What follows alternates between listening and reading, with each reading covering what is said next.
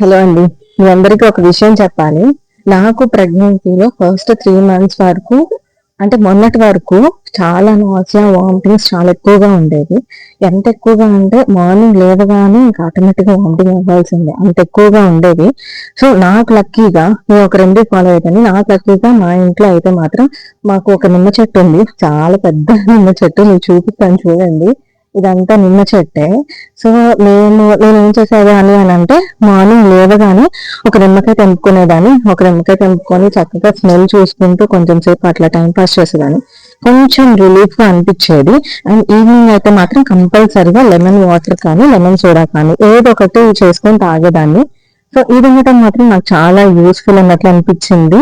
ఇది మీ ఇంట్లో ఎంతమంది ఇంట్లో ఉందో నాకు తెలీదు. బట్ ఉన్నవాళ్ళు మాత్రం లక్కీ అని చెప్తాను. ఎందుకనంటే నా అవసరం ఉన్నప్పుడు నా అవసరానికి చాలా బాగా యూజ్ అయింది.